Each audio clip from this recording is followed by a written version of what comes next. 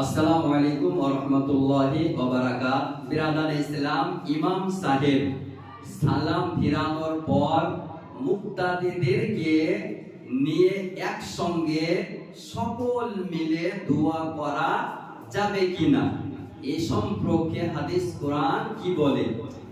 আজকাল নতুনত্ব নামে নতুনত্ব দলে জাহান্নামী দল আত্মপ্রকাশ করেছে, নামধারী আহলে হাদিস বেরিয়েছে। এরা তো দোয়া করেও না, আর ইমাম সাহেব একসঙ্গে মুক্তাদিদেরকে নিয়ে দোয়া করে।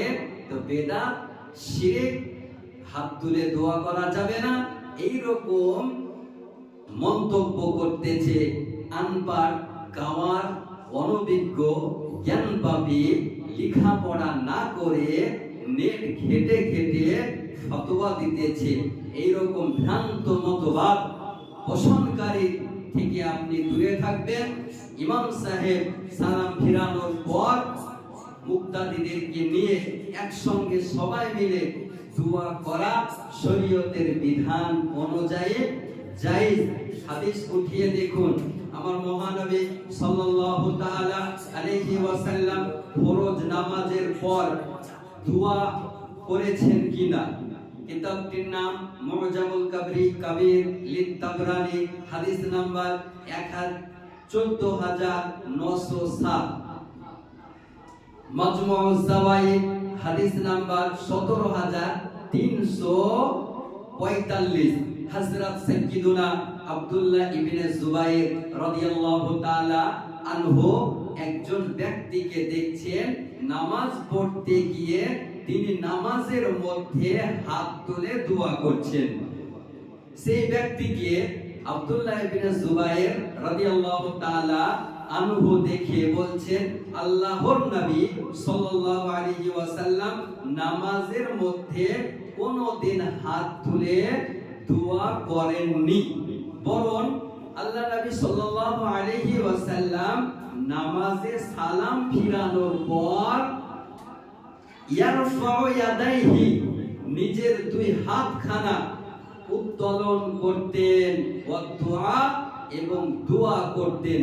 তাহলে এই হাদিস থেকে দিবালোকের ন্যায় প্রমাণ হয় যে নামাজের পর দুই হাত তুলে মুক্তাদিগণকে নিয়ে দোয়া করা আমার মহানবী সাল্লাল্লাহু তাআলা আলাইহি ওয়াসাল্লামের সুন্নাত। আহলে হাদিসদের গুরু আব্দুল্লাহ লুবরি সে বলেছে দোয়া করা জায়েজ। তারপরে তাদের গুরু ফতোয়ায়ে সানাইয়ার মধ্যে লিখেছে যে নবী পাক সাল্লাল্লাহু তাআলা আলাইহি ওয়াসাল্লাম দোয়া করেছেন, আর সাহাবায়ে কেরাম বসে থেকেছে, এটা তো হতে পারে না, সাহাবায়ে কেরামকে নিয়ে দোয়া করেছেন। কিতাবটির নাম, আরেকটি হাদিস উঠিয়ে দেখুন, হাদিসটি মুজামুল মাজমুউজ যাওয়ায়েদ হাদিস নাম্বার 17341 এর মধ্যে উল্লেখ রয়েছে। আমার মহানবী সাল্লাল্লাহু তাআলা আলাইহি ওয়াসাল্লাম বলেন, কোন সম্প্রদায় একত্রিত হয়ে আল্লাহর কাছে, আল্লাহর নিকট দোয়া করলে আল্লাহ অবশ্যই তাদের দোয়া কবুল করেন। মাজমুউজ যাওয়ায়েদ হাদিস নাম্বার 17341 এর মধ্যে উল্লেখ রয়েছে। আরেকটি কিতাব উঠিয়ে দেখুন, কিতাবটির নাম তিরমিজি শরীফ, হাদিস নাম্বার 2166। আল্লাহর সাহায্য ও রহমত জামাতের সঙ্গে থাকে। কোন সম্প্রদায়, কোন গোত্রে যখন দোয়া হয়, সেই দোয়া সঙ্গে সঙ্গে রব্বুল আলামিন কবুল করে নেয়। হাত তুলে দোয়া করা গ্রহণযোগ্য। মহানবী বলেন, ইন্নাল্লাহা হাইয়ুন কারীমুন ইস্তাহি আইয়াউদ্দা ইয়াদাই আবদিহি সিফরান, অর্থাৎ মহান আল্লাহ খুব লজ্জাশীল, সম্মানশীল, তিনি তার বান্দার উঁচু করা দুই হাত খালি ফিরিয়ে দিতে লজ্জা বোধ করেন। তিরমিজি শরীফ হাদিস নাম্বার 3556 হাদিসটি হাসান পর্যায়ের।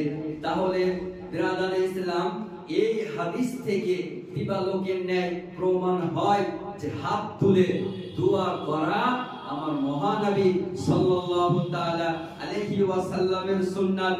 এখান থেকে শেষ নয়, এ আহলে হাদিসদের গুরু ইমাম এই হাদিসটিকে ইমাম হাইসামি সহিহ বলেছেন, এই হাদিসটিকে ইমাম মানাবি সহিহ বলেছেন। আর এই আহলে হাদিসদের গুরু নাসিরউদ্দিন আলবানী সিলসিলায়ে আহাদিসে সহিহা কিতাবের মধ্যে এই হাদিসটিকে সহিহ বলেছে। তাহলে নামধারী আহলে হাদিস ওহাবী জাহান্নামী দল এদের গুরু বলেছে নামাজের পর দুই হাত তুলে সম্মিলিতভাবে দোয়া করা জায়েজ। আপনাকে আমি বলি, বাপের কথা মান্য করে না নাসিরউদ্দিন, এদের বাপ নাসিরউদ্দিন আলবানী, তো বাপে বলছে সহিহ, হাত তুলে দোয়া করা যাবে। আর যার সন্তানগুলো এরা মান্য করতে চায় না, এরা মানতে চায় না, বাপের কথাও মানে না। সুন্নি জনগণের নিকটে আমার অনুরোধ, আপনারা আহলে সুন্নাহ ওয়াল জামাতের উপর পাহাড়ের মতো স্থির থাকবেন, আপনার ঈমান হেফাজতে থাকবে।